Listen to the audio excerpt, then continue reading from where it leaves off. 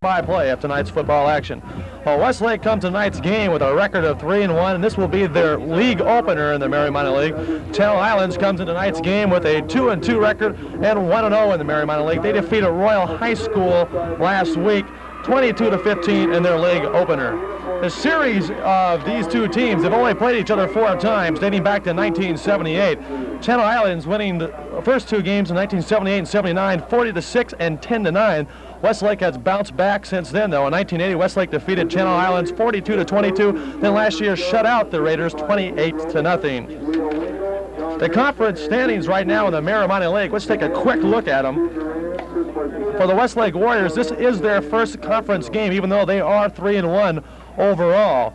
As for Channel Islands, they are in second, or should I say first place, tied in first place with Camarillo and Thousand Oaks. They have 1-0 records in Mary Minor League, but they are 2-2 overall. So in the Mary Minor League, Westlake does have the overall best record of 3-1. The captains right now are at midfield. They're going to flip to see who wins the coin toss and who will get the chance to kick off or receive. You see that right now. There they are. I have some other stats for you right now in the CIF Coastal Conference League. Channel Islands is ranked 7th in the conference. This is the entire CIF now out of 34 teams. Ranked 7th on total offense. Westlake, though, is ranked 2nd in the CIF in total defense. So this should be a very, very good game. A fine defense matched against a very fine offense. The flip has been made, and the captain's back to the bench. We're getting ready for the start of tonight's game between the Raiders of Channel Islands and the Westlake Warriors. As I said earlier, Westlake has a record of 3-1 coming today's game. Channel Islands 2-2. Last night, we saw a very, very good high school football game as Newbury Park lost again to Santa Barbara, 21-16. That was the score in that game. A very, very exciting game going down all the way to the wire. 4 officials tonight there gathered around. They're getting ready for the start of tonight's game as much as everybody here. Westlake now takes the field, getting ready for the kickoff. Westlake will receive here. They won the flip, so they chose to receive, and they will defend the goal to my left. Channel Islands will kick off. We're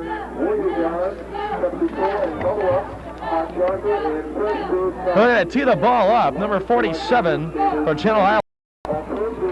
Jose Icanez will be doing the kicking for Channel Islands. And back deep for Westlake is McNeil and Rowe.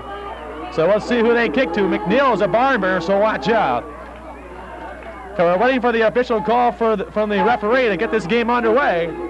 Just to start, this is the opening kickoff of Westlake High and Channel Islands High School. Kicker approaches the ball, kicks a squibber low. It's grabbed there by a lineman, and he moves for a tackle immediately at the 35-yard line, and that's where Westlake will go into play. First down, 10 to go on the 35-yard line of Westlake.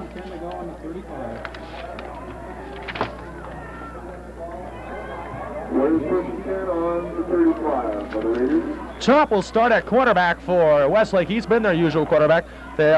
For Westlake, they run what they call a Delaware wing tee offense. You see them right now. They're in their wing offense. So we're set to go right now. Chop calling the Lions. Man in motion. He'll give to that man in motion. That's number 23, Winkler. He rambles forward and gets about 3 or 4 yards. We'll wait and see. Get the official call from the sideline. He gets about 4 yards, maybe 3.5. The 3-yard gain will be second down and 7. Ball on the 38-yard line. Westlake once again set. Chop sets the line. They're in the wing formation once again. Winkler in motion. They get the ball. Winkler is hit right away. He'll try to move forward. Let's see where he gets the forward progress mark at. He should gain about 3 yards on that, and he does. Actually, they're going to give him only 2 yards, so it'll be third down and 5. Game just underway if you just joined us. Westlake and Channel Islands. Chop brings him out of the huddle. Sets his line. They're in the wing formation one more time. He sends another man in motion, and they give it straight ahead, and let's see how it was number 35, Iverson, the ball carrier, and he's going to be short of a first down. He only gained 4 of the 5 yards, so it'll be a 4th down and 1, actually 4th down and 2, so they're going to only give him 3 yards.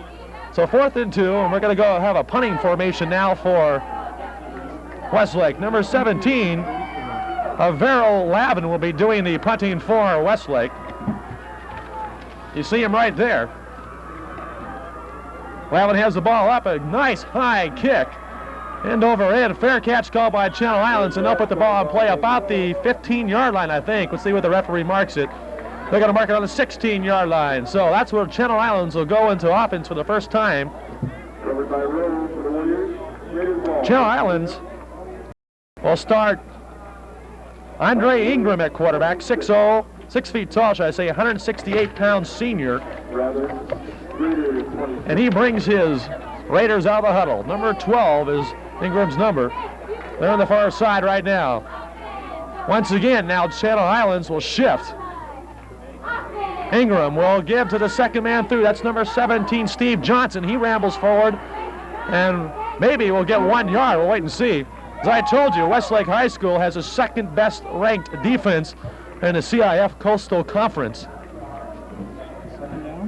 It'll be 2nd down and 9. That was a gain of 1. 9 minutes, 44 seconds left to go here in the first quarter. Game just underway.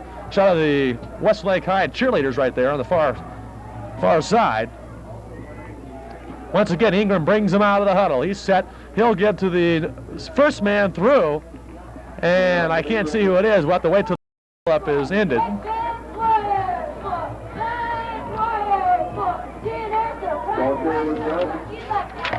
Johnson was the man with the ball that time. Number 17, one more time. He gained 3 yards, so it'll be a 3rd down and 6.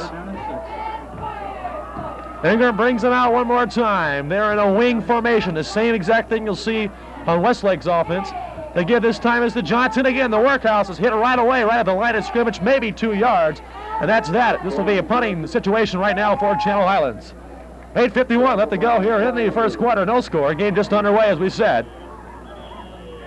Now we have an injured player down on the field. That is number 17, Johnson.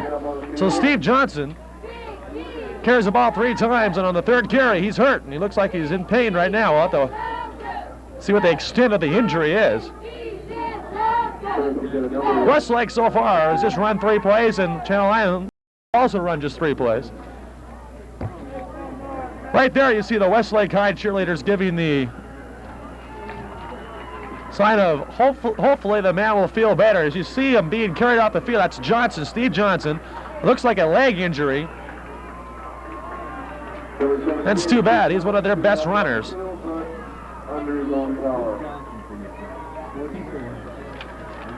So it'll be a punting situation right now for Channel Islands. Back for Westlake will be number 34, Dave Backus.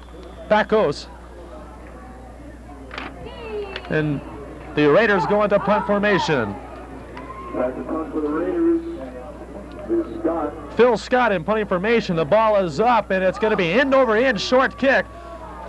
Kick is taken, and a fair catch is called, and Westlake will go into action right now here on about the 47.5-yard line. So 1st and 10 on the Westlake 47.5-yard line.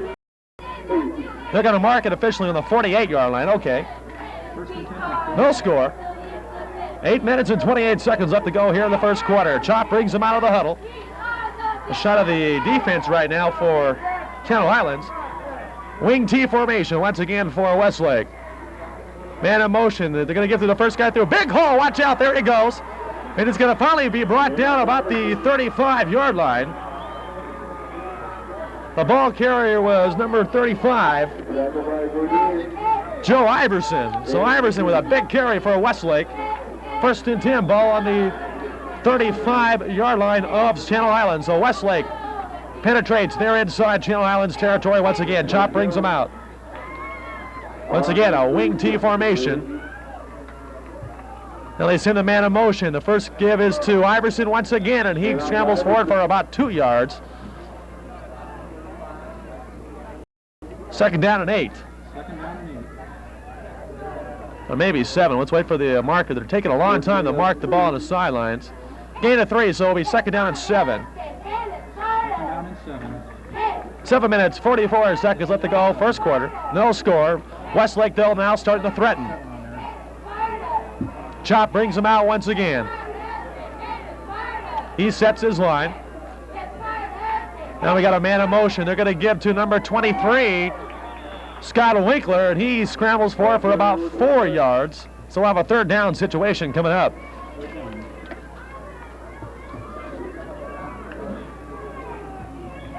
Play being shuttled in now by number 12, Dan Sifferman.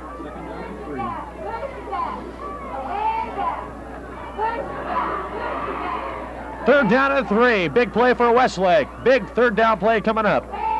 Chop sets his line. He's over to center. Sends a man in motion. That's Winkler.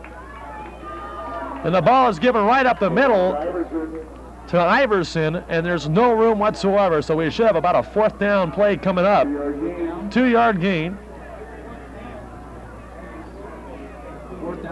It'll be 4th and 1. So it looks like Westlake will go for it. The ball on the 26-yard line. They got to get to the 25 for the first down. So 4th and 1. Westlake going for it. Big play right now. This is just the first quarter, but this could be a big play. Chop once again will go straight forward, and it looks like his second lunge will get him the first down.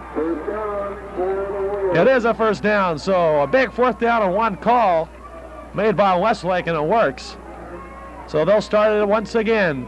Ball on the 24-yard line, 1st and 10. Westlake doing it all on the ground. We saw a lot of running in yesterday's game also. Chop brings him out. You see a good shot right there of Chop. The give right now is to Iverson. Oh, that's Winkler. Winkler scrambles it forward. A good run. And he'll get possibly another first down for Westlake.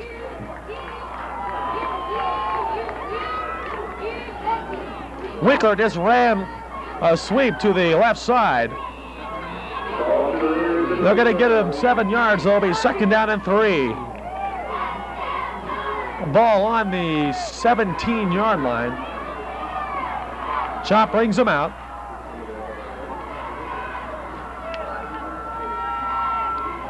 Chop will give this time over to number 31, McNeil, and he rambles to the right side for about 2 or 3 yards. See if he gets the first. As he gets the first down, so he got 4 yards and the first down, so it's 1st and 10. Once again, ball on the 13-yard line. A very impressive drive by Westlake right now. First down, 10 on the 13-yard line. Right now, Channel Islands has got to come up with a big defensive surge right now. They're going to keep Westlake from scoring. Chop brings him out once again. Chop sets his line, and he's going to go straight ahead with the ball. He gets away from one. He's all the way down to the 2-yard line. Steve Chop with a quarterback sneak down to the 2-yard line. Almost scored. Got to see call that time. They had that set up very, very nicely. That's what they call a quarterback draw. So it's going to be 1st and goal on the 2-yard line. Westlake will have 4 plays just to gain 2 yards. Let's see what they do here. Chop brings him out. Sets his line. See if he goes straight ahead once again to give over to Iverson. He's in for a touchdown. Westlake scores. Joe Iverson will get the touchdown. He scrambles 2 yards, and Westlake leads at 6-0. The conversion attempt coming up right now for Westlake. McNeil is number 31. You see him right there. He's the one to kick. They have a weird formation right now. I haven't seen this. They're going to fake it. They're going to go for the 2 points. There's a pitch to McNeil. Is he in? Yes, he's in. There's a 2-point conversion for Westlake. They lead at 8-0. So Westlake pulling out all the tricks tonight. Gets the 2-point conversion on the option pass. McNeil went in. And the Westlake Warriors lead at 8-0 with 4 minutes and 30 seconds left to go here in the first quarter. Very impressive drive by Westlake. Remember, it started on their own 48-yard line. So they went 52 yards on the drive. Westlake has not yet come out on the field to kick the ball. Channel Islands is ready. Back deep for Channel Islands, number 10, Mike Marshall. And I can't see the, there he is, number 28, Darren Warren. So Westlake will tee up the ball. You see that right now. 8-0, Westlake leads it on Iverson's touchdown. Number 44, Hoy Sapali, or excuse me, I'm sorry. John Puckett will be doing the kicking off here for Westlake. Puckett's kick is a low line drive, will be taken by Marshall. Marshall leans forward, it gets to about the 32-yard line, that's where he stopped there. And Channel Islands will put the ball in play. 4 minutes, 23 seconds left to go here in the first quarter. Westlake leads at 8-0, Channel Islands comes out. It's up to Ingram right now to get something going for Channel Islands. They only had the ball 3 plays. Ingram brings the Raiders out. They're set, and he's going to go back to pass on a bootleg. He throws, and it's incomplete. Pass intended for number 35, Dusty Driver. That time a little bootleg pass, as they call it. He fakes to the 2 backs, rolls to the left side. It's hard doing that to the left side if you're a right-handed quarterback, though, because you got to throw off balance, and I think that was Ingram's problem right there in that pass. He had to throw off balance and threw behind. Second down, 10. Ball on the 32-yard line. Ingram will give this time to number 21. We don't have him listed here. He's not on our roster, so he's our mystery man right now. I'll have to get his name later.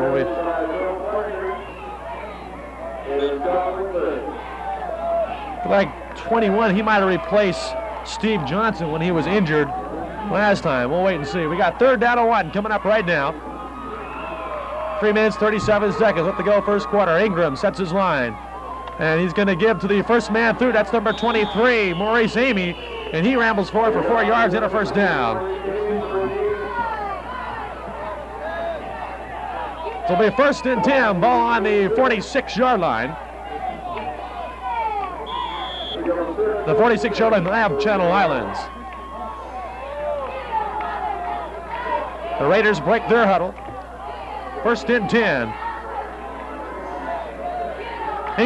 Ingram shifting his players around. They were in an I. Now they're going to go into a pro formation. Ingram on the keeper. He pitches out of bounds.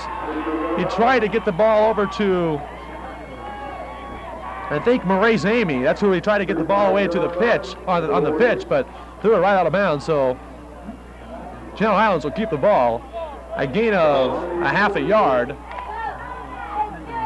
It'll be 2nd down and 9, ball on the 46.5-yard line of Channel Islands.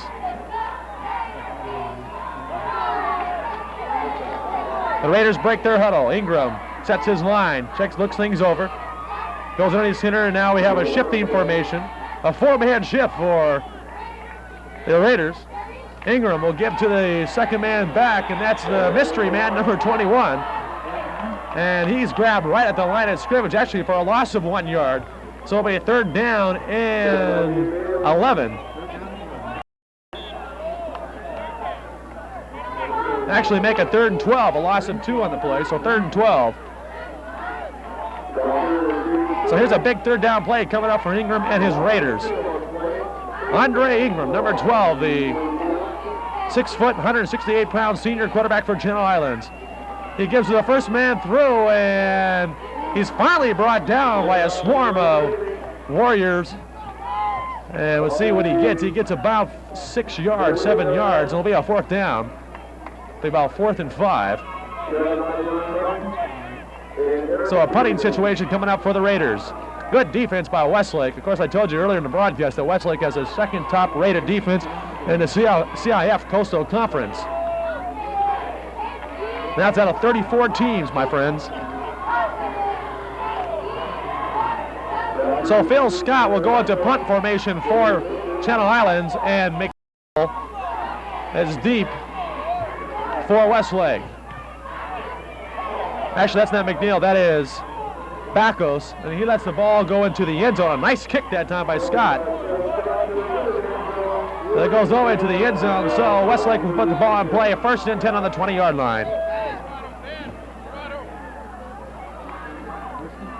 You're watching an exclusive presentation of Storer Cable Sports. Tonight featuring the Westlake Warriors and the Channel Island Raiders.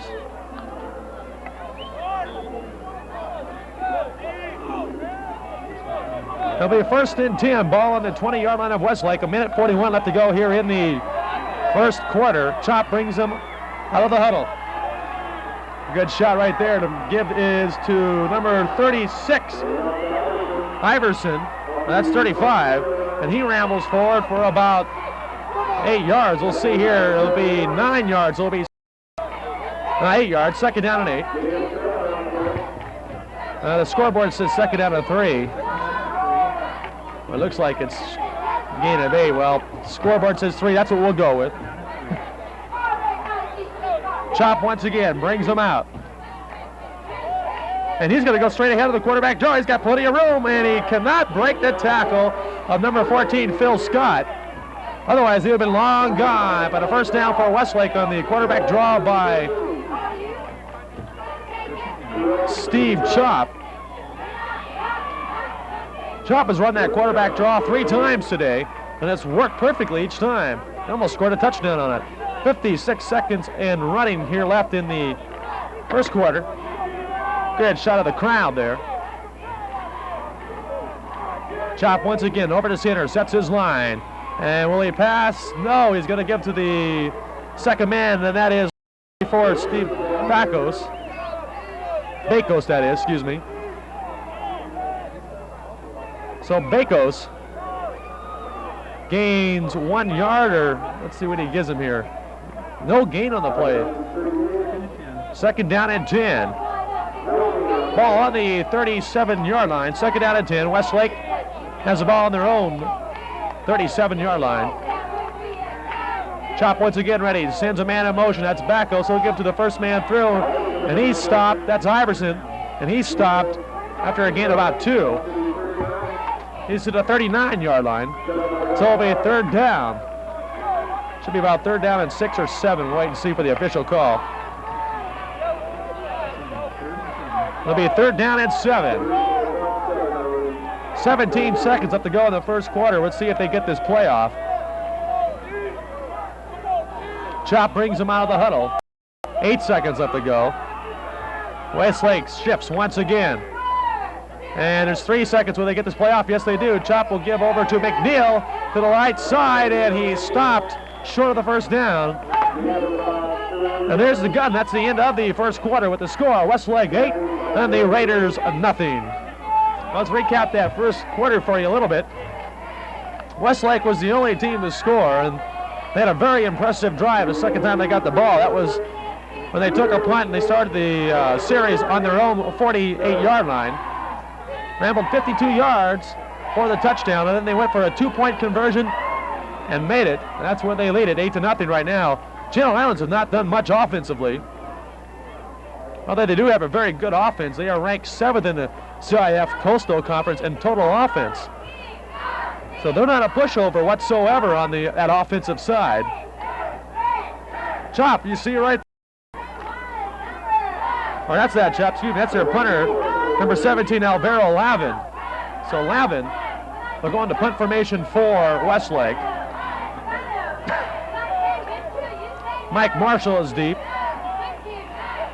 And I think Thompson is the other man deep. A high end-over-end kick for Lavin. It'll go out of bounds at about the 31.5-yard line, marking the 32-yard line. And that's where the Channel Island Raiders will go into action. 1st and 10, ball on the 32-yard line. The Westlake High rooting section right there. Westlake High comes to today's game with a record of 3-1 overall. And this is their Marymount League debut for 1982. Ingram brings out the Raiders out of their huddle. He's over to center, set to go. Will give to the first man through. right at the line of scrimmage. Well, I tell you, that swarming defense of Westlake reminds me a lot of the old Denver Broncos back when they had that great defense back in the late 70s, 77, 78, and 79 and 80. That swarming defense by the Denver Broncos. Yes, that's right. That's what Westlake reminds me of. They have a very, very, very tough defensive line. Pass linebackers, that's what makes that. Ingram once again brings him out of the huddle. 2nd down and 10 for Channel Islands. The Raiders shift. Ingram gives to the second man through. That's number 17. Steve Johnson is back in the game. It's good to see him back in. Or was that Steve Johnson?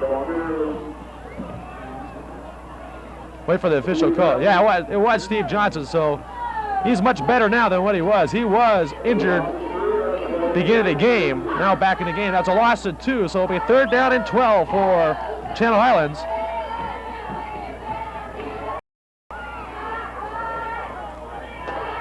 The Raiders break their huddle. It's a big offensive play for them. They haven't done much on offense whatsoever. The defense for Westlake has been awfully tough. Ingram back to pass, rolls to the left, looking, throws. It's complete and out of bounds, and a 1st down for Channel Islands. The pass was to number 11, Darren McLeish, the split in. Winkler on the stop knocked him out of bounds, but not enough for a 15-yard gain for Channel Islands and a 1st down. 10 minutes, 33 seconds left to go here in the 1st half. Westlake leads at 8-0. Channel Islands on the move right now. Ball on the 44-yard line of the Raiders. Again, this time is to number 17, Steve Johnson. He rambles about to the 50-yard line into Westlake territory, maybe to the 49-yard line. So that's where the mark. It'll be 2nd down and 3, a 7-yard gain.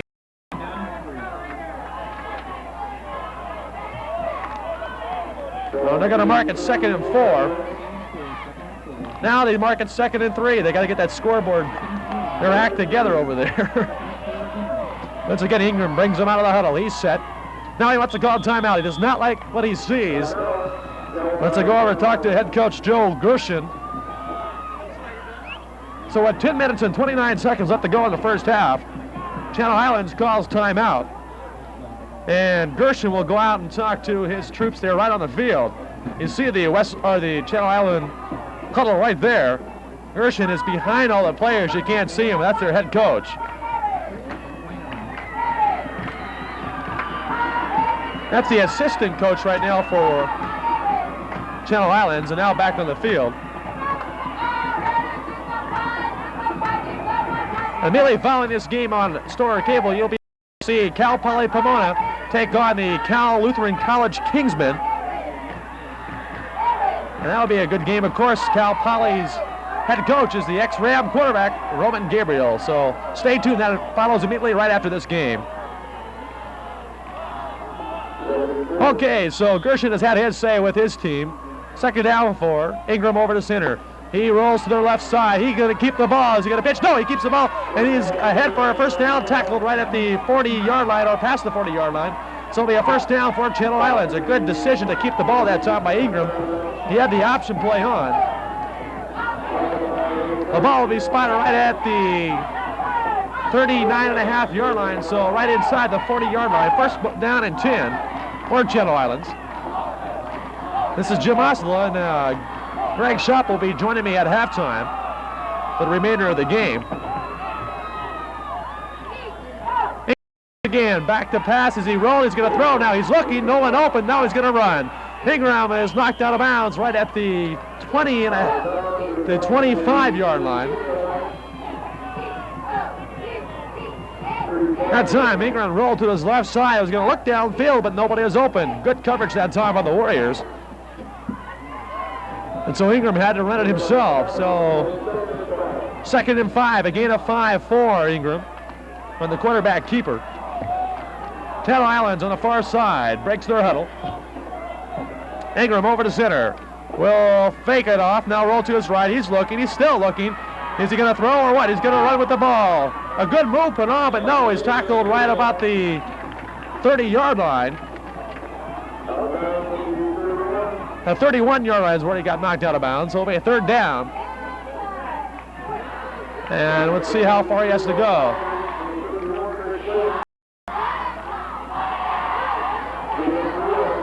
That was a gain of 2, so it'll be 3rd and 3. Actually, 3rd and 2 is what I can tell best. 3rd and 2, that's the play. So a big 3rd down play coming up for Channel Islands. Ingram will give this time to Johnson. He goes ahead, gets the first down and a lot more. And the Raiders are moving the ball.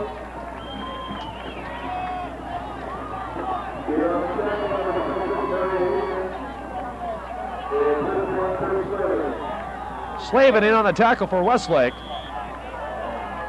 So the Raiders get a first down with 9 minutes, 40 seconds left to go in the first half. And they have a first down and 10. Ball on the 24-yard line, it looks like. Ingram now wants the pitch or what? No, he's going to keep it. He finds a hole, breaks a tackle, goes ahead over heels, and knocked down about the 15-yard line. Actually, the 16-yard line is where they're going to mark it. So we'll have a second down and 3 for Channel Islands. 9 minutes, 4 seconds left to go. Clock running here in the second half. Westlake leads at 8-0, but Channel Islands is knocking on the door. Ingram on the far side. Goes underneath the center, sets his line. They shift now. And he's going to give to Johnson. Steve Johnson is knocked down at the 13.5-yard line after about a gain of 4 yards. See if he gets a first down. And he does. The referee says yes, first down, Channel Islands. A very impressive drive here, being engineered by Andre Ingram, the quarterback for Channel Islands. The ball spotted on the Westlake 14-yard line. First and 10. Ingram, out of the huddle. Good shot there of Andre. Over the huddle right now, and he's going to get the first man through, and he scrambles forward for about 2 or 3 yards. Maurice Amy was the ball carrier, number 23. It'll be a pickup of 1, actually. It'll be second down and 9.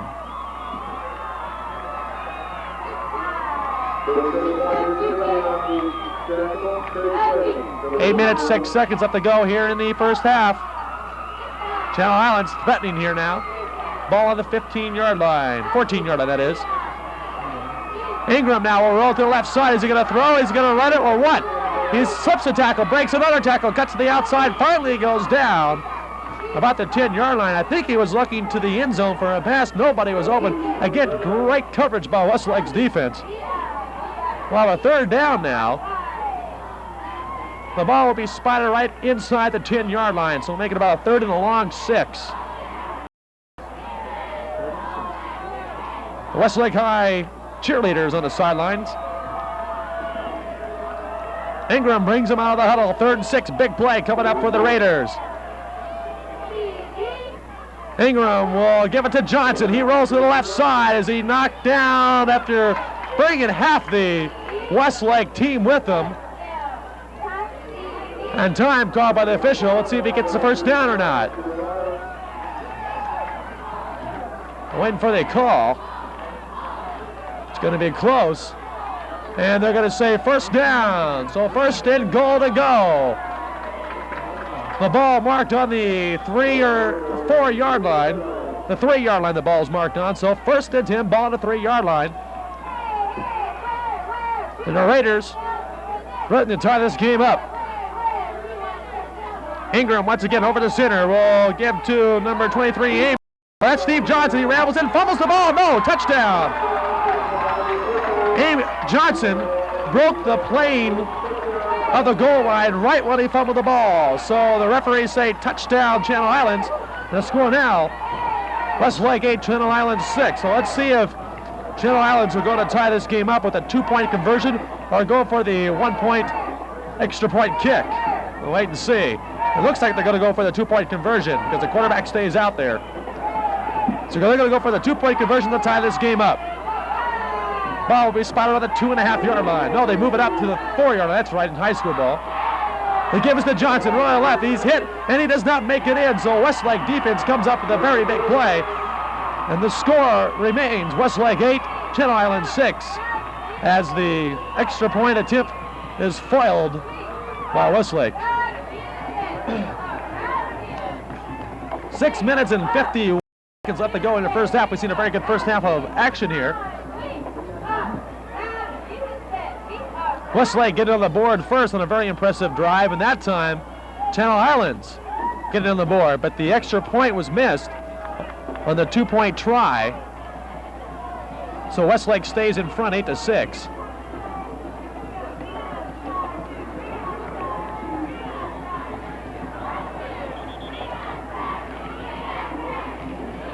A nice crowd on hand over on the Westlake side. Of course, at halftime, you'll be seeing some shots of the Westlake High marching band. So stick around. 6 minutes and 51 seconds left to go in the first half. And Channel Islands will get ready to put the ball up on the kickoff.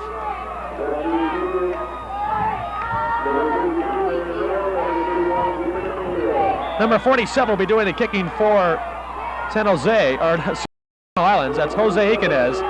And the kick is a low liner, and it's going to go out of bounds. They should let it go out of bounds, and it finally does. So out of bounds at the 10-yard line, and we're going to have to re-kick this ball all over again. Are they going to take the ball there or what?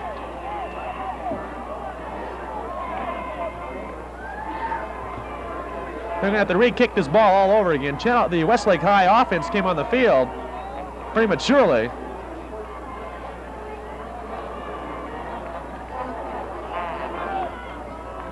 Oh, wait a minute, that's right. They're going to mark the ball right. When the ball is kicked out of bounds like that, they're going to have to mark the ball right at the 40-yard line. It's a new rule this year in the Marymount League, so it's a disadvantage if you try to kick a ball away from somebody because it goes out of bounds. You get great field position right on the 40-yard line, so that's where the Westlake Warriors will put the ball in the action. 1st and 10, ball on the 40-yard line. 6 minutes, 50 seconds left to go in the first half. Chop brings him out of the huddle. He's over to, once again, Westlake in a wing formation. Chop will give over to Winkler. Well, that's Iverson instead. He goes forward for about 3 yards. Or 4 yards. It should be 2nd and 6. Once again, there's a shot of the Westlake High booster section. So 2nd down and 6 to go for the Warriors. Chop brings him out.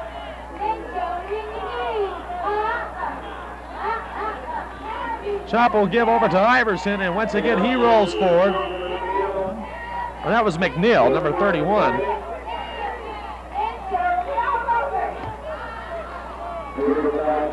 And he gains about 2 yards, and it will be 3rd down coming up right now. 3rd and 3.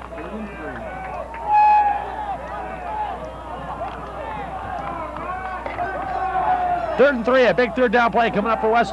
It's 52 seconds left to go here in the first half. Chop will give the ball over to McNeil. McNeil is chopped in the backfield, and that's where he's going to be dropped. A misdirection play that time by Westlake, and did not fool Channel Islands whatsoever. A loss on the play will have 4th down, and a punting situation coming up for Westlake. The official call will be 4th and 6, so punting situation coming up for Westlake. Number 10, Mike Marshall is back, and number 30, J.D. Hill, is also back for Channel Islands.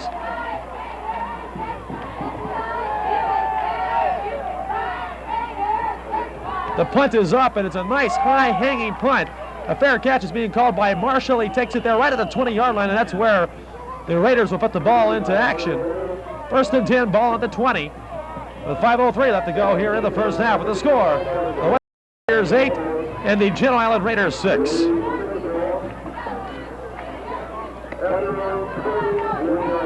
There's a shot of the Westlake High cheerleaders once again on the far sidelines. Remember, the home team has the opposite of the press box now here at Thousand Oaks High School Stadium, Lancer Stadium actually. 1st and 10, ball at the 20-yard line. Ingram brings him out. The give is over to Johnson straight ahead. He goes down. Oh, Maurice Amy with the carry, that is. And we have a 2nd down coming up. Let's see how many yards he gained. He gained about 3, maybe 2.5 yards. So it's going to be a 2nd and long 7. Ingram brings him out of the huddle once again. 2nd and long 7 for Channel Islands. Andre Ingram, their quarterback, underneath the center. The give is to Ingram's going to keep it. He's got to scramble a little bit now. He's going to be knocked down from behind. It was designed to be a rollout to the right side, but it was not open, so Ingram tried to go to the left side. That was not open either. The Westlake High swarming defense comes up once again with another big play. So we'll have a third down coming up, 3rd and 6 coming up. 4 minutes even now left to go here in the first half. 3rd down, 6 to go for Channel Islands. Ingram on the far hash mark. Sets his line. He's going to give to the first guy. We got a fumble. No, a fumble. Who's going to get the ball? Westlake, yes. Westlake recovers the fumble. It was supposed to be a misdirection play. The handoff was supposed to go to number 17, Johnson. He did not get it. It was a bad exchange between the quarterback and the running back. And Westlake fell on the ball. And that's where the Warriors will put the play in the ball into action. It'll be 1st and 10, ball on the 21-yard line. Oh, wow, a big break for the Warriors. They can get another touchdown here without working very hard. Bad mistake there by Channel Islands. Football games are usually won on whoever makes the less mistakes. Chop once again sends a man in motion. That's McNeil. Chop back to pass. He's going to be hit. No, he scrambles left. He's going to run with the ball. Chop has some room. He's going in, and he's going to go out of bounds at the 5-8-yard line, I think. About the 10-yard line mark that. Big play by Chop that time. Steve Chop wanted to throw the ball, but looked like he was going to be knocked down from behind. And he did it. Was able to scramble to his left side and get the first down. So it'll be 1st and 10, ball on the 9-yard line. So 1st and goal, ball on the 9-yard line. Chop brings him out once again. Chop will give the ball to McNeil, rolling to the left side. Will they get to the end zone in time? Down Warriors.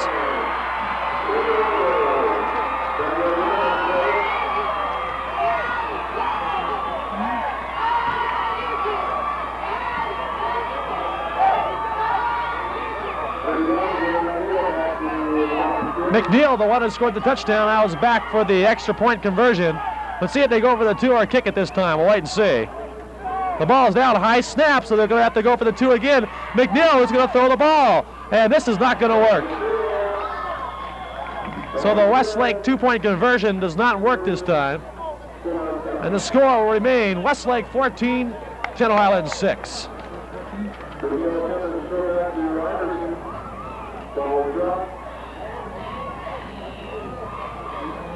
3 minutes, 20 seconds left to go here in the first half. Westlake leads at 14-6. I'm really impressed, I tell you, with this Westlake High offense. Plus their defense, I tell you, that swarm defense by Westlake forced that turnover. But you got Westlake the last touchdown. So they lead it right there. You see it, 14-6. Remember, immediately following this game on Storer Cable, Channel 8 will be the Cal Lutheran College Kingsmen versus Cal Poly Pomona. And of course, as I told you earlier, Roman Gabriel, the ex-Ram quarterback, is the head coach for Cal Poly. So stay tuned for all the exciting football here on Storer Cable. Number 44, John Puckett kicks the ball off. The ball is taken there by Mike Marshall, and Marshall has dropped right about the 25-yard line. They might give him forward progress to the 26. So that's where the Channel Island Raiders will go into action right now. First down and 10, ball on the 26-yard line. 3 minutes, 14 seconds left to go here in the first half. So Westlake, Channel Islands will have to conserve the clock a little bit, but they're going to want to get a drive going for a touchdown. Clock running now, 3 minutes left to go. Ingram brings him out of the huddle. Andre Ingram will give the ball to the second man, and he is dropped in the backfield. Another great defensive surge by Westlake. Boy, can they play football.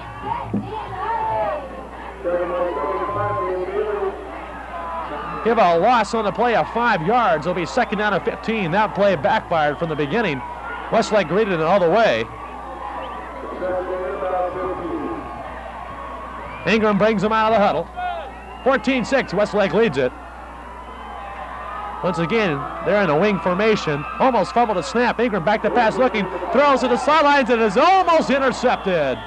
The intended for number 22, Mel Hedgepeth. And Hedgepeth either did not run the right pattern or Andre Ingram did not throw to the right pattern, because Hedgepeth had his back turned when the ball was in the air. That ball was almost picked off by number 12, Dan Sifferman. So it'll be 3rd down and 15 for Channel Islands. 2 minutes, 15 seconds left to go here in the first half. I tell you, if Westlake can get the ball back, they might be able to get something else on the board. Big 3rd down play coming up for both teams. Ingram back to pass. He's looking, now steps up. Is he going to run? Yes, he's going to take off. He's grabbed from behind, fumbles the ball. Westlake has it. The ball taken there at the 20, the 15, 10, 5, touchdown, Westlake.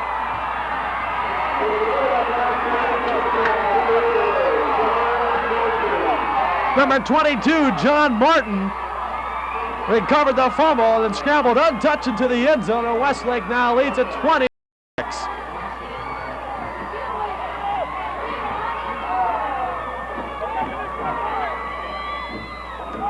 The Warriors now set for the 2-point conversion, or should I say the conversion. And this time it looks like they're going to kick it as they go into the, now they're going to call timeout. McNeil called timeout. He was the one in the kicking situation. I think Westlake was short a man on the field that time. So they're going to re-huddle and try to get this extra point. This is a big play coming up. 20-6, Westlake leads it with 2:02 left to go in the first half.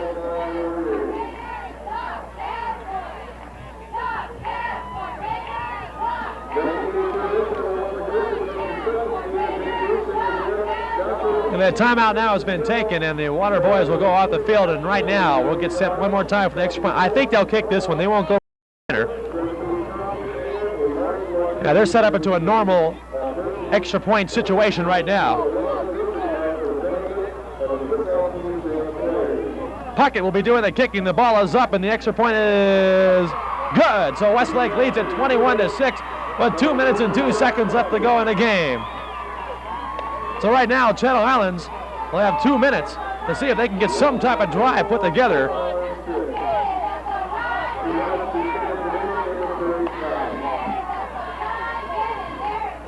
Credit the Westlake High defense. As I told you earlier, they are ranked number 2 in the Coastal Conference of the CIF, and they have forced 2 turnovers that have led to touchdowns right now.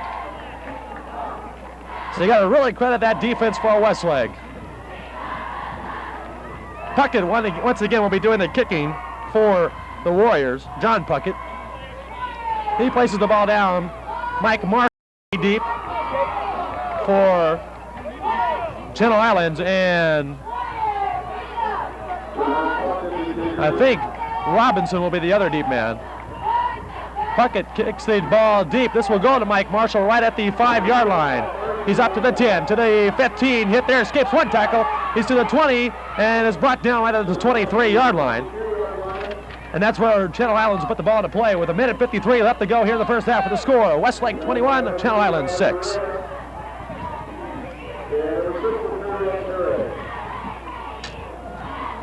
So it's up now to Andre Ingram to try to get something together for Channel Islands.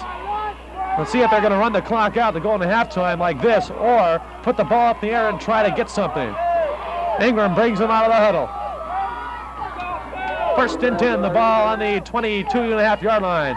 Ingram will give over to the first man through. That's Mike Marshall. He scrambles forward to the 30-yard line.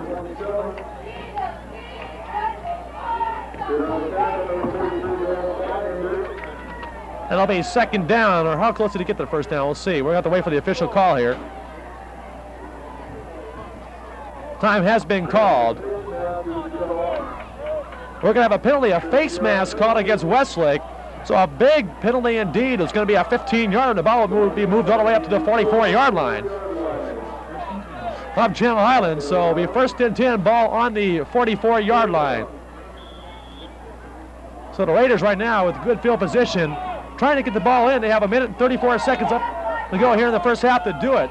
They trail at 21-6. Boy, they can use a touchdown right now. That's if you're a Raider fan. Ingram back to pass, has the time, looking, throws over the middle, deep, and it's off the fingertips. Pass intended for number 26, Ken Gordine. And the pass was on the money. Gordine, I think, leaped a little bit too early and couldn't come up with the ball. Boy, I tell you, if he would have had that one, we would have had ourselves a very exciting finish here in the first half. So it's just an incomplete pass, pardon me. And it'll be second down and 10. A minute 27 left to go here in the first half. Ingram is back to pass once again. He scrambles to his left side now. And will he run or keep it? He wants to go out of bounds. He should have stopped the clock, and he is knocked out of bounds right there. Give him a gain of about 5 to 6 yards. He was knocked out of bounds at the 50-yard line right on the nose. So it'll be third down and approximately 4 yards to go. 3rd and 4 for Channel Islands. A big third down play coming up with a minute 19 seconds left to go. 21 to 6 the score. Westlake leads it. Andre Ingram with the call now in the huddle.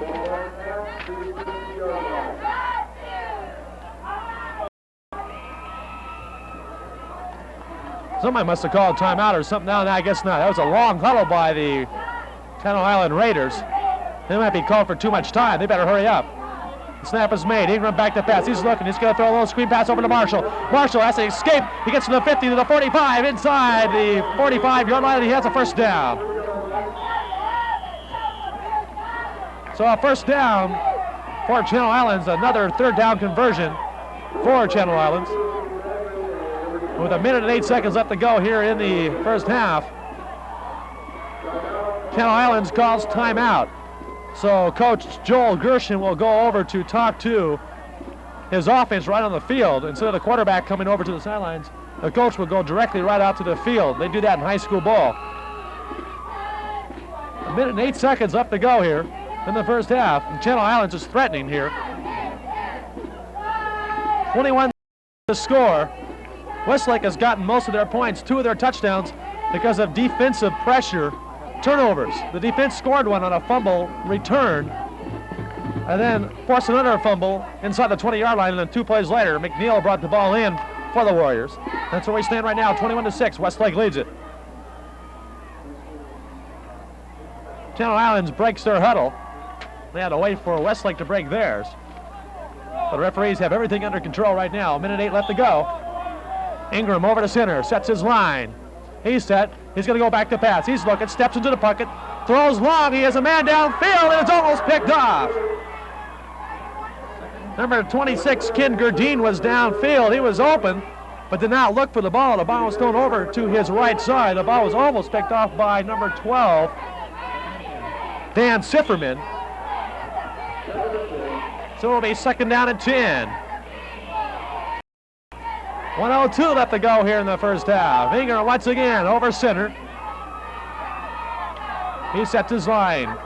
Goes back to pass. Watch out. Pressure's on. It's got to roll to his right. Comes up throwing. He has the ball complete out of bounds to Mike Marshall at the 30-yard line. Nice pass that time by Ingram as he rolled to his right side under pressure. Through a tight, hard spiral into the hands of Marshall. All they do is step out of bounds and stop the clock with 56 seconds left to go here in the first half. Ball spotted right on the 30-yard line. First and 10.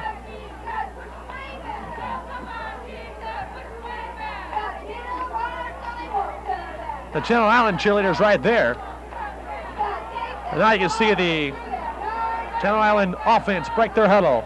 Andre Ingram once again over to center, checks his line and the defense. And Channel Islands going to motion. Now we got flags down. There's a throw. Watch out. It's a wobbly throw. Incomplete. And I think the penalty is going to be too many men in motion for Channel Islands. Looked like number 22, Mel Hedgepeth, moved illegally. And this should go against Channel Islands.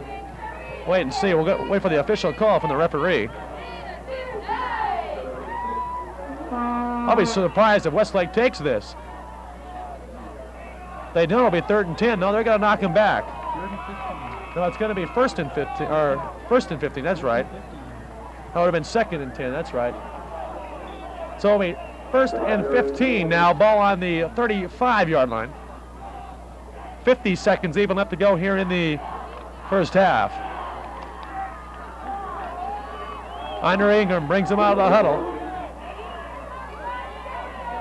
They're in a pro formation. Ingram back to pass, play action pass, steps in the pocket, throws long. nobody down there. Who was he throwing to? There must have been a player messed up. He was the only receiver near that area was number 11, Darren McLeish. Either McLeish ran a wrong pattern or Andre Ingram just threw the ball away. We don't know. So all we know right now, it's going to be second down and 15. 44 seconds left to go in the first half.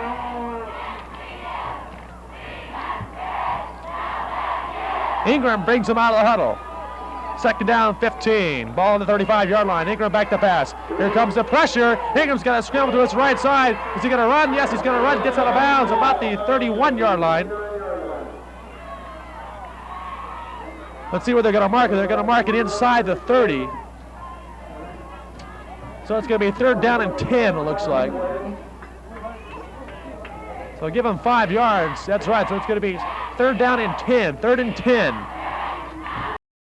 37 seconds left to go here in the first half. Big third down play coming up for Ingram and his Raiders.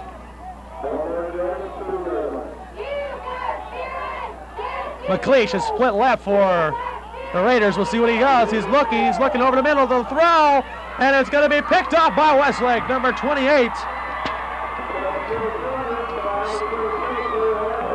That's number 26, Harry Hadgen. He gets the interception. You see him right there. That was a poor pass that time by Ingram. A wounded duck. You could have took a shotgun out and shot that one down. So a poor pass by Ingram. Another turnover for the Channel Island Raiders. And with 30 seconds left, the Warriors will put the ball into play. First and 10, ball on the 3-yard line, 3.5-yard line. So Westlake will probably just run the clock out. If I were Steve Chop here, I would just fall down to the ball. And Chop goes straight ahead with the ball with 14 seconds left to go, and they're going to let this one run out now. There will not be another offensive play. Give Chop a gain officially of about 3 yards. So it'll be second down and 7, 2, 1, and there's the gun signifying the end of the first half with the score. Westlake 21, Channel Island 6.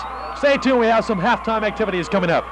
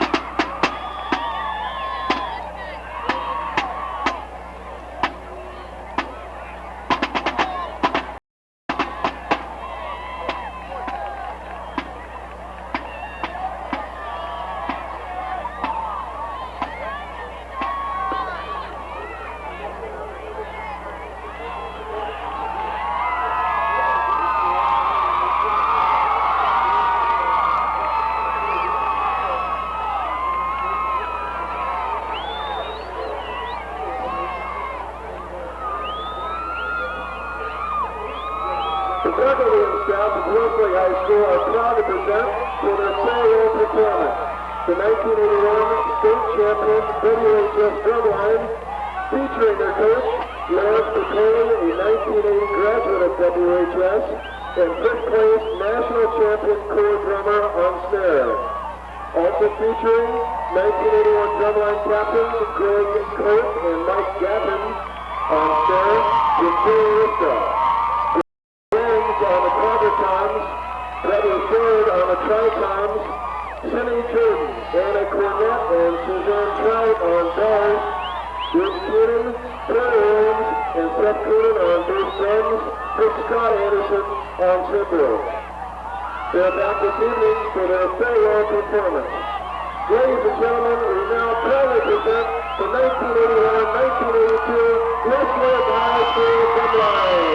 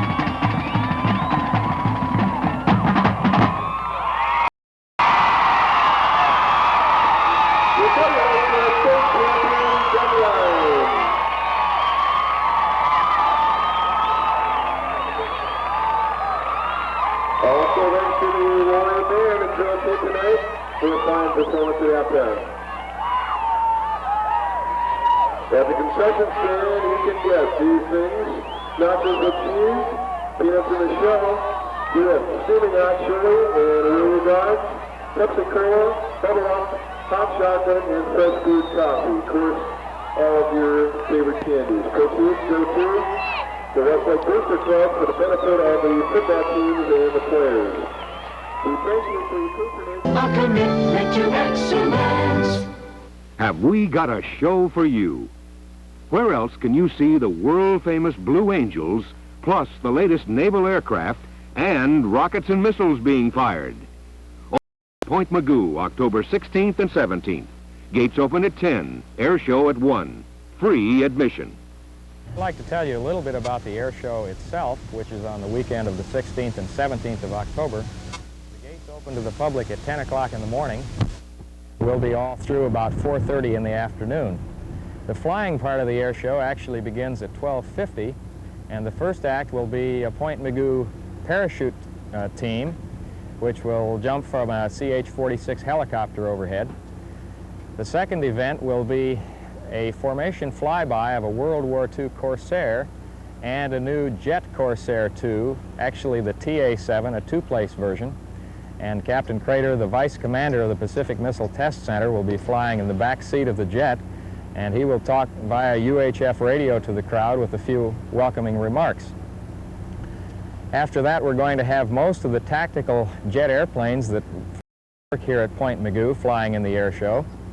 We're going to have the new F-18 fighter, as well as the F-14 two-place fighter that you may have seen on this program. And we're also going to have a new feature this year. We're going to have a flyby of a rather large number of World War II airplanes, including a B-25, hopefully an F-7F, a number of other World War II aircraft that you'll have a chance to see in the air as well as in our static display area on the ground. Speaking of static displays, we're going to have a large number of not only Navy but also other military and some civilian aircraft here on display at the air show that people here will have a chance to have a close look at. And also talking about civilian acts, we have some local pilots who are going to be performing in the air show. Joanne and Bob Notke from Agora are going to be performing once again this year. They've been here at this air show the past 2 years. Flies a modified Stevens Acro and puts on a wonderful aerobatic routine, and her husband Bob flies a Texan T6, also putting on an aerobatic routine. Of course, the stars of the show are the Navy Blue Angels, and their show is to begin at about 3:30 p.m. each day, Saturday and Sunday. I might mention a few of the special events. Starting at 10 o'clock and going to 11, we have the Conejo Valley Flyers, which is a radio-controlled model airplane club that is going to fly some of their aircraft for the crowd here. And we also have other special events, including the Channel Islands High School, a 60-piece band that will be playing later in the morning, and a jazzercise group putting on a demonstration on our stage here. I'd like to recommend that if you're coming to the air show that you get here early. As I said, the gates open at 10 o'clock. Last year during the Sunday air show, we had more cars than we could accommodate, and the gates actually had to be closed, so not everybody got inside. Those who were outside got to see parts of the air show anyway, but it would be nice if you came all the way to Point Mugu for you to get in the gate so you'd see all of it. I'd also like to mention a special program that we have for handicapped people here at the Point Mugu Air Show. This has been going on for 3 years now. We have special seating for people who are handicapped so that they won't have to compete for ramp space here on the concrete with everybody else. And we also have a program for deaf people and also for blind people who are coming to the air show. The blind folks have a chance to feel models of the aircraft that will be flying during the air show, and I think this is a unique event from that standpoint. We also have a lady who signs for deaf people who are here at the air show, so they will have a chance to hear what's going on. So once again, with the noise around, I'd like to invite you to come to the 1982 Point Mugu Air Show. We hope to see you here.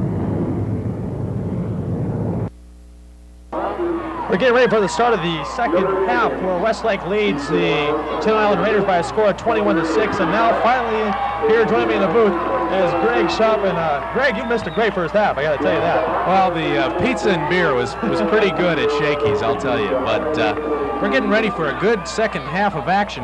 Why don't you recap the first half for us, Jim? Well, the first half, I guess what I have to say is defense. That was just the key of the game. 21 points scored by Westlake. 14 of those 21 points were set up by the Westlake defense on turnovers, and the Westlake defense totally had 3 turnovers overall.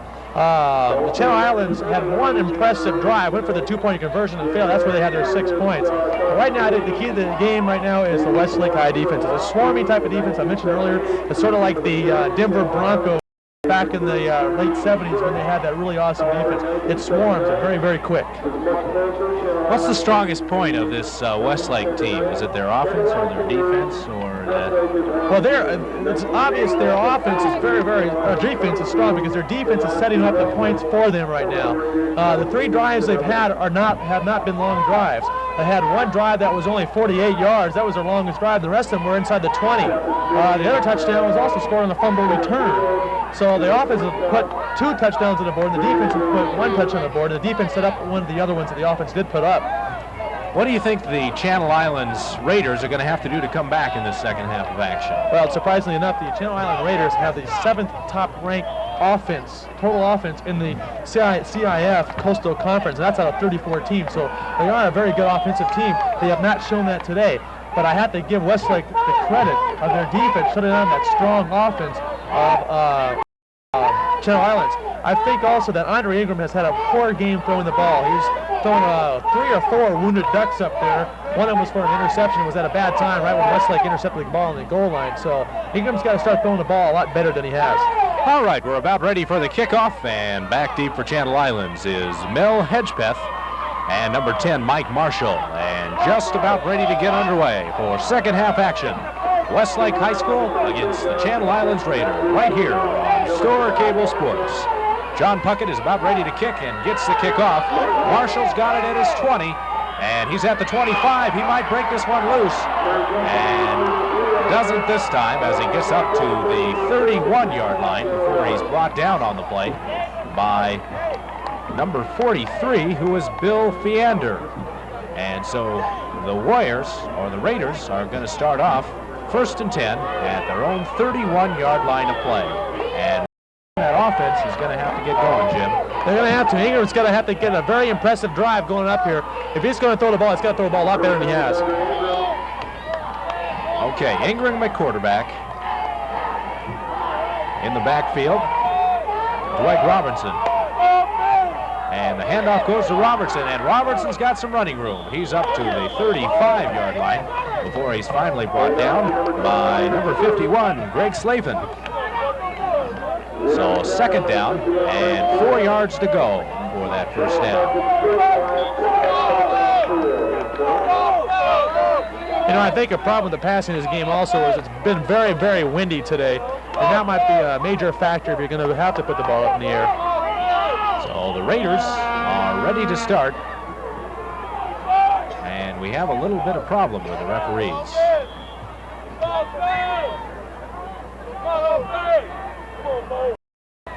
Second and 5. Robertson goes once again, and he's got some running room. He's up to the 50-yard line of play before he's brought down by some of the Warriors, but not before he has that important 1st down. And the Warriors, or the Raiders, are driving away. They're up to the 50-yard line, 1st and 10. At that time, we had a trap play set up by the Raiders. A trap play is when you run to the weak side, which is the side the tight end's not on, and the opposite guard pulls over and traps the lineman, the defensive lineman. It worked perfectly and set up the hole, and Robertson got the big gain. So the Raiders are moving the ball, 1st and 10 at the 50-yard line of play.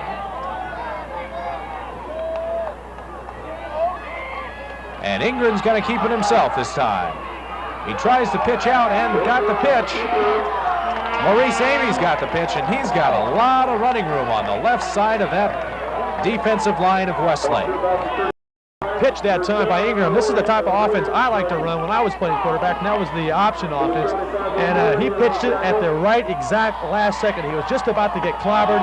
Everybody converged on him, and they made a perfect pitch to Amy, and he brought the ball up for another 10 yards. So another 1st and 10 as the Raiders are chalking up an impressive drive in the 1st drive of the 2nd half.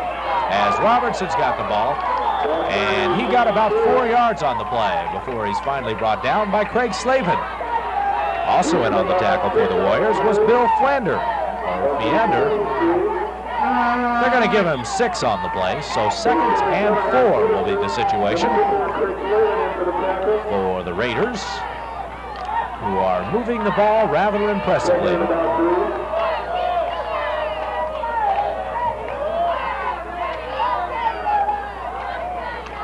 And that time, Amy had the ball, and he got about yards. He's close to that 1st down as he's brought down by Slavin.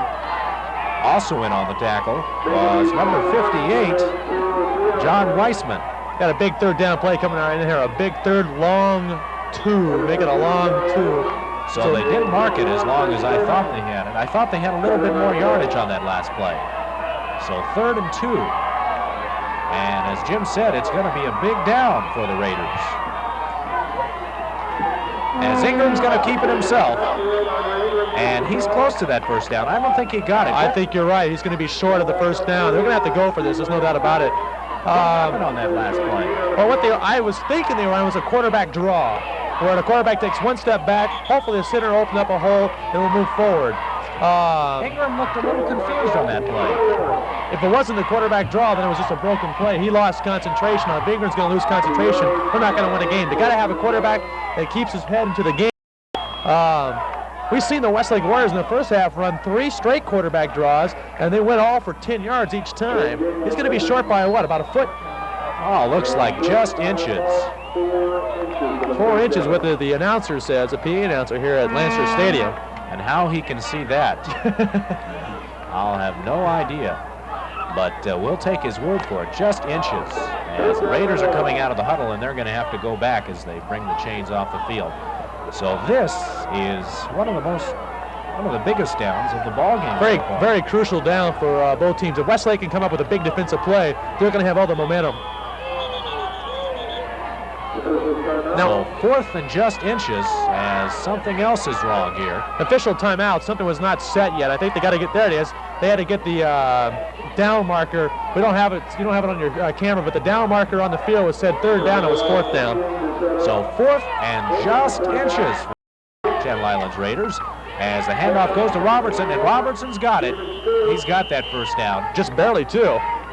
As he's brought down on the play by Dan Sifferman. They're going to measure, but I'm pretty sure that he got that first down, and he did. They don't need to measure that one. So 1st and 10 for the Raiders at the 20-yard line of play.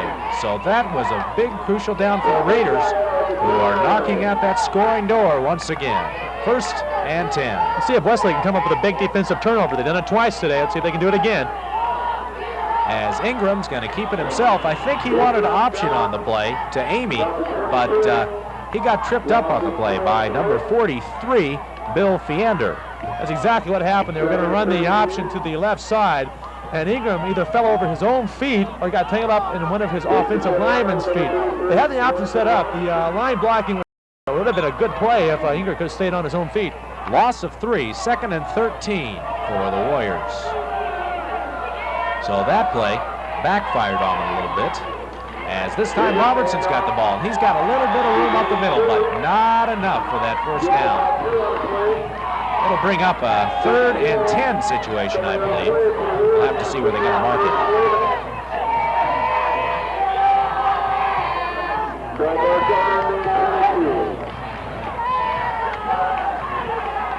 And it's going to be a 3rd and 11 situation for the Raiders.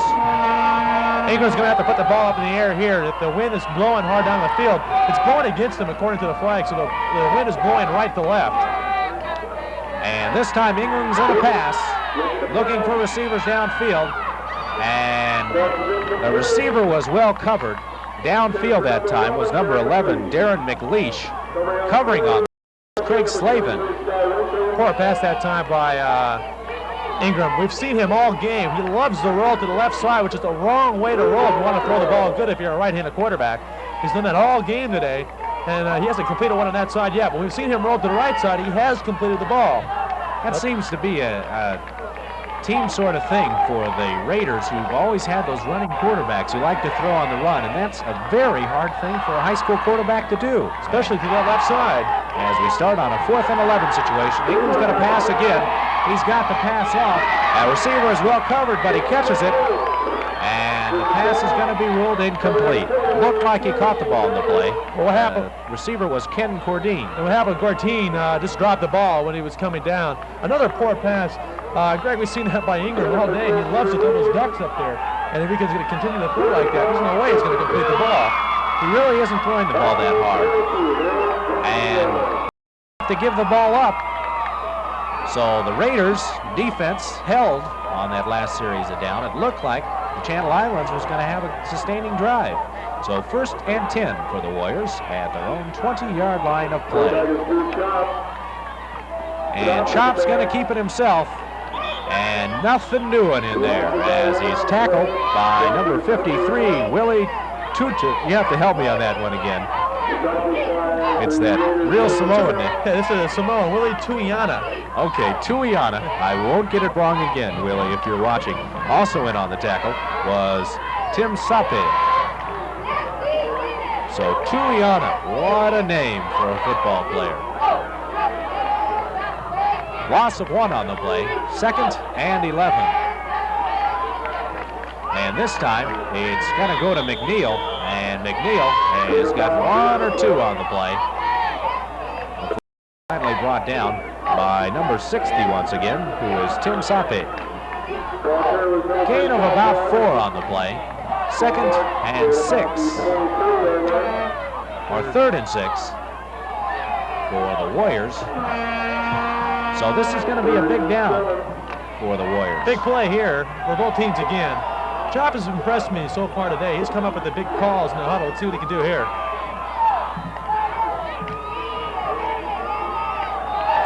And this time, he gave it to McNeil once again. And McNeil is close to that first down. We'll have to see where they mark the ball. They're going to call timeout for a measurement. So McNeil was very close. I think everybody, well, he did get that first down. I think everybody expected a pass on that last play. Well, that's the advantage of the wing tee. Actually, what the Westlake coach calls it the Delaware wing tee. That's where you have both players going for the ball at the same time, both setbacks, should I say, going for the ball at the same time. And you got to be really watching because a fake is there. I got faked out. I didn't know Iverson had the ball that time. So 1st and 10 at the 31-yard line as McNeil carries the ball. Somebody lost their helmet in there, and that was, let's see who that was. That was Barry Fisher who lost his helmet in there.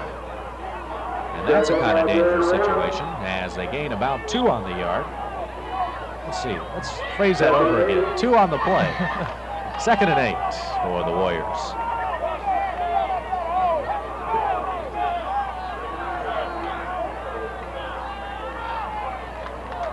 And this time, carrying the ball was John Werdoff, and he got about 3 yards on the play. So 3rd and 5 situation for the Warriors. As the quarterback waits for the play to come in, and that's Steve Chop.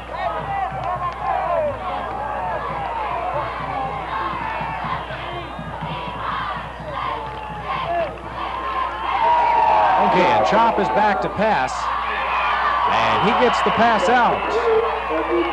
Dan Sifferman was the receiver on that pass, and that's going to be good enough for a first down. So 1st and 10 will be the situation for the Warriors. And something I didn't notice the last time we did a game, or I noticed it and I forgot to bring it up. He's a southpaw. That's right, left-handed passer rolling to his right, which is tough for a left-handed passer. But Sifferman, he ran a great pattern that time. It's called a little comeback where you go down about 12 yards and you make a little cut in to the outside, and Chop hit him by the numbers.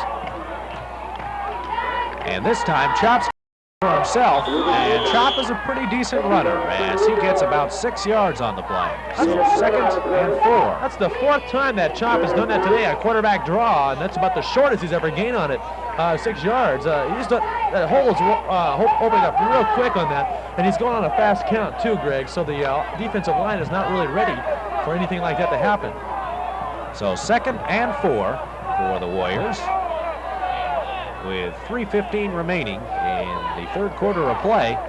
And this time, Iverson carries the ball, and Iverson doesn't have much in there as he's tackled by number 26, Harry Hagen. And Hagen gets him after he gains about 1 yard. So 3rd and 3. 3rd and 2 here. Well, 3rd and 2. We'll call it 3rd and 2. 2.5. Long 2. Where have we heard that one before? Was that Hank Scrammer? 3rd and 2 for the Warriors.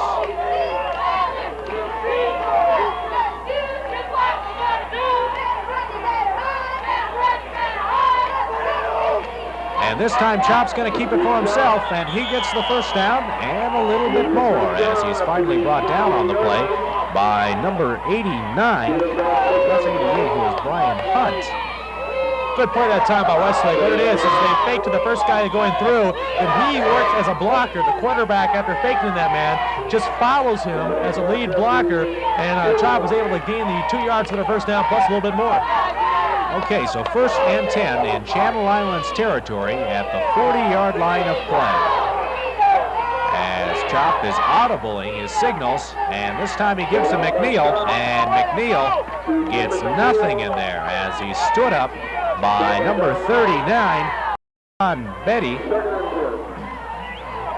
So no gain on the play. 2nd and 10 for the Warriors. Good defensive surge that time, Greg, by the Raiders. The entire front line came in, plus the linebacker was able to come in and plug up the hole. That quarterback run is working up the middle, but you give a little bit of delay when you hand the ball to McNeil, and there's nothing doing as they stiffen up a little bit. And this time the pitch goes out to Iverson, and Iverson has got 2 or 3 on the play. Might have as many as 5. We'll have to see where they mark the ball. They're going to give him 5 on the play, so 3rd and 5 will be the situation as Steve Chop is receiving his play off the sidelines from Bill Fiander. So 3rd and 5 for the Warriors, and let's see what they do this time. Chop himself, or he might try the pass play, and he's been successful on both of those. He's tried to draw the Channel Islands team off sides with a long count, doesn't do it. He hands off to McNeil in the backfield, but I think that play was delayed a little bit too long as he's brought down by John Weissman. Well, the Channel Island defense right now is running a little bit of some stunts on the inside part of the line, and the last 2 runs by Westlake has been very, very poor for the sake that the defense is running those stunts. They're not allowing the Chop to read it correctly. He does not know how to call the right audible on the line because the defense is moving all over the place.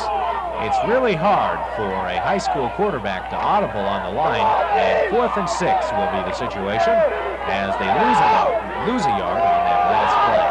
So 4th and 6 for the Warriors.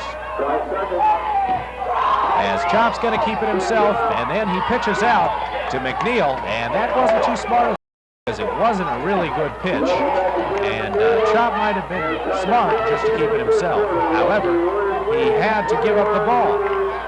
It was a poor pitch that time by Chop. He was being hit. He pitched at the right time, but he pitched it behind McNeil. That's always the one thing you look bad on the option because you can fumble a lot. Right there, Wesley could have lost the ball. And that's the end of the 3rd quarter of play, and we still have a score of 21-6 in favor of the Westlake Warriors over the Channel Islands Raiders. And stay tuned on TV2. We've got a good game coming up for you. We've got California Lutheran College and Cal Poly Pomona. And if you don't think that's going to be a thriller, you're wrong on that one. That is going to be a heck of a football game right here on your sports channel, Store Cable Television, as they're waiting to start the second half with the change set here. And we're ready to begin action. 1st and 10 at the Channel Islands 40. Channel Islands. And Ingram is in trouble back there as he's sacked on the play by number 58, who is John Weissman. The pocket collapsed that time, Greg. Ingram does a good job of stepping into the pocket when it develops, but that time he stepped in and the pocket just collapsed on him. There's nothing the quarterback could do. As we see the crazy crowd here at Westlake High School. I mean, those people, when they see a TV camera, they'll do anything. Almost anything, right? And that time carrying the ball was number 17, Steve Johnson. And Johnson has got considerable room. There is a fumble on the play, but Channel Islands recovered it. Steve Johnson was injured in the on the 3rd play of the game. He had a leg injury. He had to be carried off the field. He's back in the game now. I'm glad to see him run the ball that well. 3rd and 7 for the Warriors, or the Raiders. And they are at their own 40-yard line of play. 3rd and 7. As Ingram's going to pass, and he's in trouble once again. And he passes the ball off, and it's intercepted.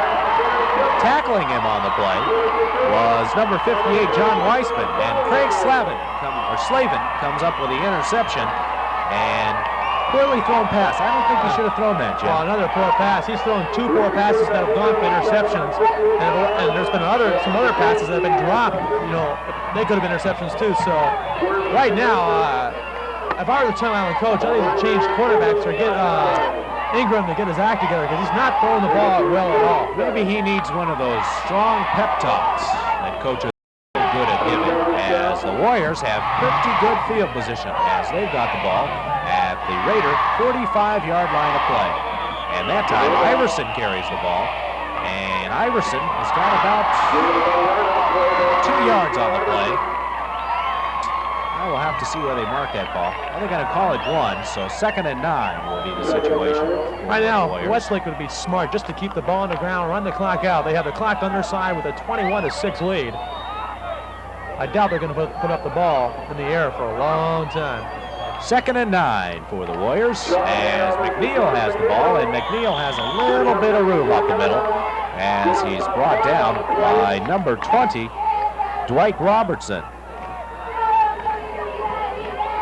He gets up to the 40-yard line, so 3rd and 5 for the Warriors.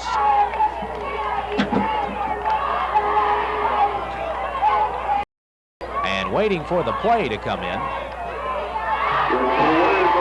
Waiting for the play to come in is Andre Ingram, or coming in with the play is Dan Sifferman. There you go. A little bit of distraction up here. Iverson, the ball carrier, and Iverson is close to that first down as he's brought down by number 26, Ken Gordy. And he gets that first down on the play, so that's an important first down as they're moving deeper into the territory of the Raiders. 1st and 10 at the 35-yard line of the Raiders. 8 minutes, 54 seconds left to go here in the game, and I've been really impressed with Westlake. Coming into today's game, they had a record of 3-1 overall, so it looks like they might improve that record. And there's that flag, and if you're familiar with the ball, too much time, and they took a lot of time between that play. So that'll put them back 5 yards. So instead of a 1st and 10, we will have a 1st and 15 situation for the Warriors. And that's going to hurt a little bit. Well, Westlake's not too concerned now about, I guess, getting yardage. What they're going to concern now about is just running the clock out. And that time they did. They ran up 30 seconds. Also, what they're going to be concerned about is their defense to come up with the big defensive plays that have been coming up. So 1st and 15 for Steve Chop, and he still can't get that formation right as he's going to call a timeout and talk to Coach Contreras on the sidelines. And I have to agree with you, from this week and last week, Westlake is just a superior high school ball club. They're well coached, and they're a bunch of well-rounded athletes. Very, very much indeed. Especially this is only the 5th year of their program. This is only, Westlake High is only 5 years old. And when you can develop an organization or a program like this in just that that short of a year, I got my hat is tipped to the Westlake athletic department. And George Contreras does a fine job at Westlake High School, as you see the Westlake huddle, and Steve Chop calling the plays at the huddle. And the referees are about ready to start the game, but they're still standing there. They're gonna get everything set. Now we're ready to go. 1st and 15, and Steve Chop hopefully has the right signal from Coach Contreras, and he does as Iverson carries the ball, and Iverson's got a little bit of running room up the middle. He might have about 5 yards, 4 or 5 yards, and has 5, so 2nd and 10 for the Warriors. And I guess that's what they have to do, is get those 5-yard runs along the ground, Jim. Well, that's what they've been doing all game. They've been getting those little 5-yard and diming Channel Islands all game. So great high school action right here on Store Cable with a commitment to excellence. And McNeil carries the ball, and he's got 2 or 3 on the play as he's finally brought down by number 30, who is J.D. Hill. But they have taken away a minute off that clock as you see the Westlake High School cheerleaders. They look excited, don't they? Well, they have a lot to be excited about. And on a Friday night where you've got the high school game in town, that's about all you can do in Thousand Oaks if you're under 21 anyway. We won't talk about what we do when we're over 21, right? All right, that time Iverson carries the ball. No comment on that.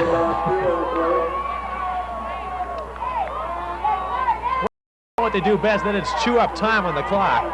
6 minutes and 58 seconds now remaining in the game, and they're in great command of this game. They lead it 21-6. They have the ball inside Channel Island territory, threatening right now. I'd say Channel Islands have got to stop them now if they want to even get a chance to get back into this game. So 4th and 1, and as they say sometimes on TV, and we're going to say it, they're going for it. 4th and 1. And Chop's just going to keep it himself with the power of the Westlake line, and he powers it over. No question about that call. 1st and 10 for the Warriors, who are just taking that time off the clock. He just went right over the centers, actually the right side of the center. A good job, though, by the right guard to blow the first man through so the center can just lead the way. That's always a tough play. The men have got to have the exact block to make that play work. I can tell this team is well coached, this Westlake team. I had to stick to the coaching staff.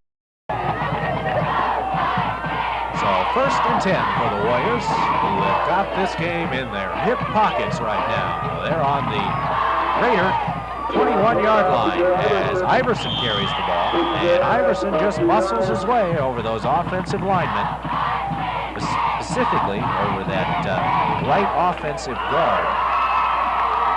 And he gets about 3 yards on the play, so 2nd and 7 will be the call. Steve Chop is just going to take as much time as he can between plays. And notice also the shuttle man is taking his time getting in also. As you see Andy Andrioli along the sidelines, and he coaches at Westlake, and he's a former Cal Lutheran boy. They've got about 3 or 4 of those Cal Lutheran boys on their staff. And that time McNeil's got some running room up the middle, and he fumbles the ball at the 5-yard line, and the Raiders have the ball. So McNeil, who had a lot of light in there, got up to the 5-yard line, and he fumbled the ball. So the Raiders have a big break in the ball game. However, they are very short on time, but 5 minutes is quite a bit of time if you use it wisely, Jim. Use it wisely and quickly because they got to score twice and then also get the extra points. And one of those extra points has got to be a 2-point conversion. So the Westlake defense has just got to keep calm in this situation. As the ball goes to Johnson, and it's another fumble on the play. And I'll have to see who recovered that fumble. Westlake's got it. Westlake's got the ball, and I thought that the Channel Islands might have had the ball. You know, when you see the referees getting a little excited and anxious out there, you might think that that the team that has the ball retained the ball, but they didn't get excited out there, so they fooled me that. All right there, I think that's the final straw for Channel Islands. It's too bad. They played a good game, but a Westlake defense just too tough, forcing their 5th turnover of the game. So they even have signs for the TV in the Westlake crowd. So they know we're here. And I think I know I'm here. Yeah, I do too. And we're going to keep it on the ground up the middle with that smart play to Iverson. Doesn't get much yardage as he takes the ball right over the center, who is Slavin. And safe play as the legal procedure call is going to go against the Warriors, and I didn't see who jumped. Yeah, there was a flag right when the play started, so that play won't even go down. As it, go on record. The whistles blew. I barely heard them over the children's voices who are right in front of us. It's really hard to hear, but I noticed the flag went up right away. So we'll have a 1st and 15 right now. Now that's not too much, as the Warriors are moving the ball very well on the ground. And it's very rare. Well, last game we saw a high school team that could move the ball on the ground well in Santa Barbara, but it's still kind of rare to see a high school team that can do both passing and running well. So far I haven't seen one do both. We've always seen them either do one or the other, and since we've been around, it's been mostly running. And that time, the ball went to McNeil. Or Chop kept it himself on that play. That kind of faked me out a little bit. That was a nice run play, and faked our cameraman out a little bit there. So Chop kept it for himself. Well, it was a good fake if it faked us and the cameraman out. A loss of, or gain of 4 on the play. 2nd and 11 for the Warriors. They just want to retain with 3:45. However, they are knocking at that scoring door as Chop goes back to pass. He's got his receiver, Iverson, and Iverson is up to about the 6-yard line. correction on that. That was Bagley. It's very difficult to see those Westlake numbers. As Jim was telling me before I came on the air, they have about 3 different colors on those numbers, and they look very nice. However, they're not nice to read. Not at all. They're also very, very compact and small, so it even makes it even harder. So Steve Bagley got a nice pass. And that time they're going to keep it on the ground to McNeil, and McNeil's got a little bit of running room up the middle. They'll be coming up with a 4th down situation, and it'll be 4th and about 5 yards to go. Now we got a timeout. Official timeout or Westlake timeout? They have an hour. No, they don't. Okay, now they decided to start the clock. Okay, refs, thank you. This is where the referees get their training in the high school games, but you hope they get it in on the JV game.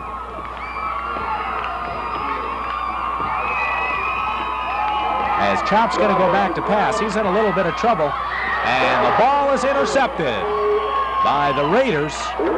Intercepting that ball was Joel Thomas.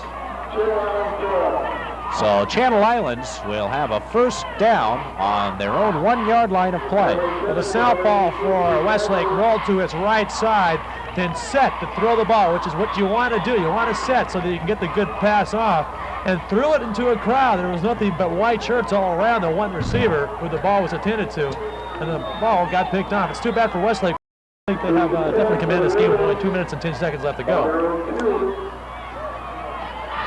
So Ingram is back to pass. He almost got tagged for the safety, and I think that flag is going to be intentional grounding, Jim. Yeah, I think so too. They got a safety. They're going to call it a safety. The referee says safety, intentional grounding.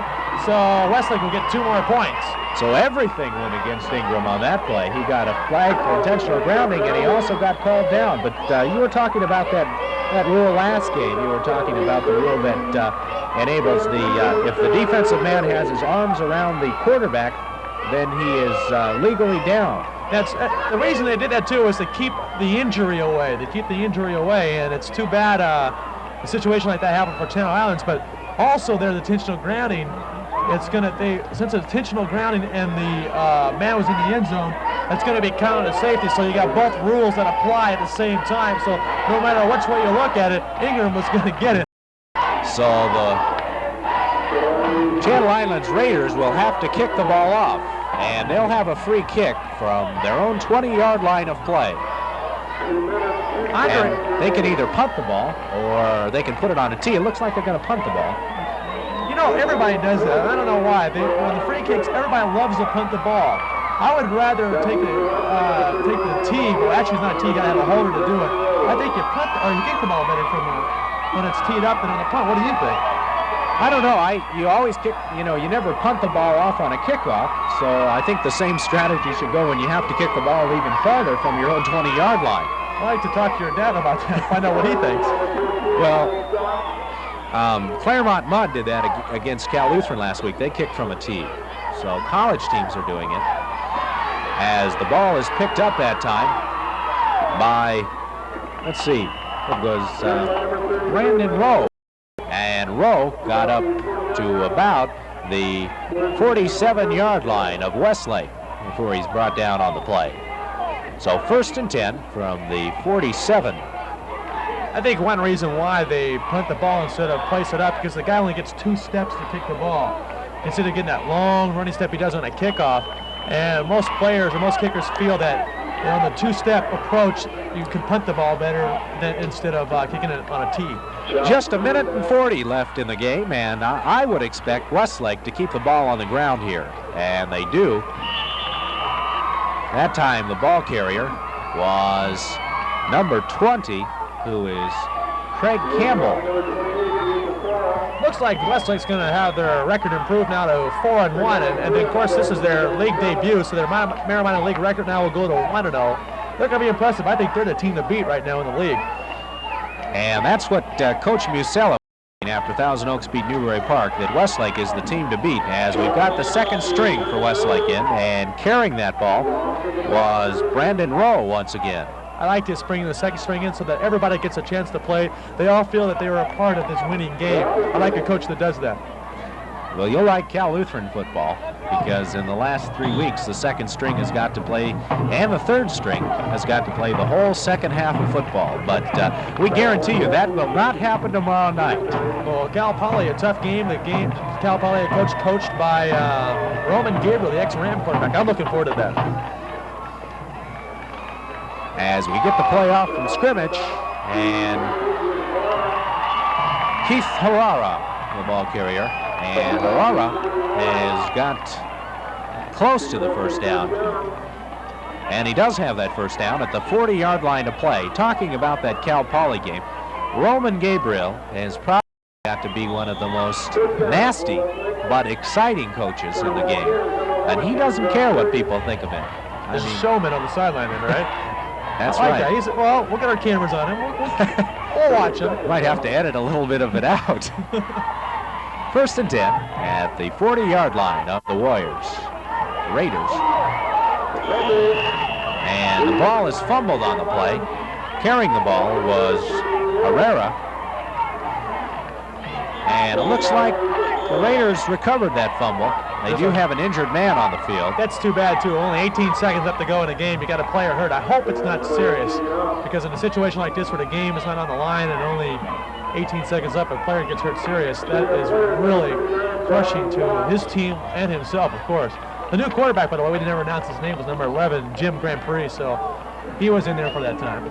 And, of course, Jim will probably be the starting quarterback here, as Chop is a senior and Grand Prix is a junior, so he's got a lot more action to see at Westlake High School, as the man hurt is hurt rather badly. They're spending some time on the field, and we sure hope he's not hurt that badly. They're going to have to carry him off.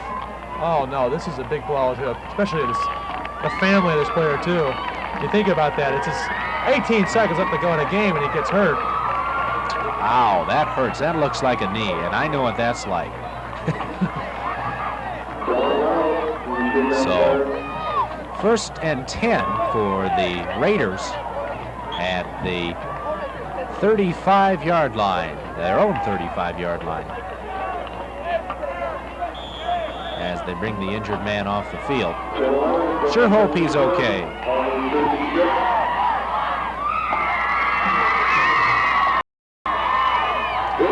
Ingram's going to pass on the play, and the closest receiver to the ball was a Westlake man, and Gary Satu was the closest receiver to the ball. That was a poorly thrown pass, and we haven't seen Ingram throw that many good passes in the second half. 4 seconds left to go. Ingram he's going to have to get some work done on him, or put another quarterback in for next game. He has not pressed me whatsoever. I think if Channel Islands had a better thrower, they would have been in this game. Ingram's cost him on offense. I hate to say that about a young man, but that's just like it is, I guess, huh? Ingram's a junior, so he's got another year to improve, which is a good sign.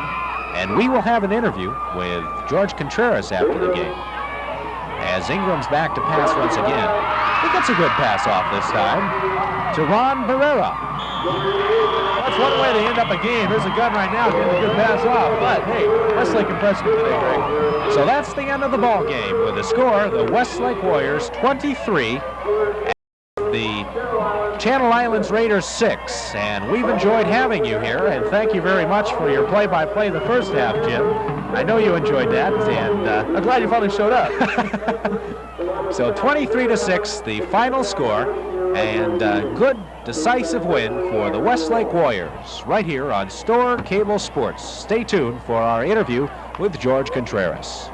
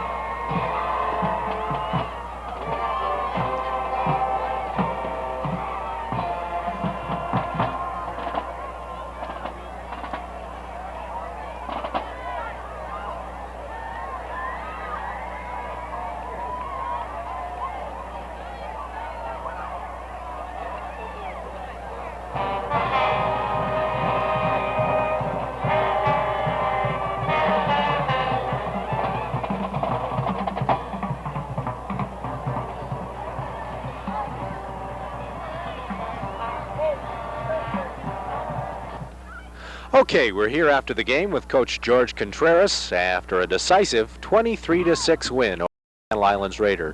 Coach, what was the decisive factor in the win today? I think, again, good defense and the kicking game were the two big factors for us. Our offense, I felt, was not sharp. We turned out over the ball on fumbles and interceptions. But again, our defense stiffened, and they held them by and large. And again, we did a good job of getting good field position with our kicking game and our kickoffs and so forth. So, again, hustling, hitting, those were all the key things that won for us. As we were talking before, you seemed a little disappointed with some of the things your kids did tonight. Yes, again, I'm very disappointed with our offense. I don't think we're playing championship caliber offense yet. We're moving the ball well up and down the field, but then we're either stalling out or we're fumbling or we're throwing the interception now, although that was our first interception of the season. But we're getting too much yardage and not scoring. And the yardage is nice in your statistical sheet, but you got to put the points on the board, and we're not doing that. Again, part of the credit has to go to Channel Islands defense. Their kids, did a job on us too when they had to. But good football teams, when you get that yardage, you should punch it in, and we're just not doing that. Our blocking's breaking down, and our running backs. I was not impressed with our running backs now. I didn't feel we ran tough enough. Okay, I think Jim has a question for you, Coach. Yeah, what I saw, before the game, your defense was ranked second in the CIF Coastal Conference right now, and I can see why watching today. How does your defense play? Is it the linebackers that are fast, or what type of defense do you coach? Well, we're pursuing hitting type defense is what we're always trying to coach. I think that's what every coach in the world is trying to get their team to do.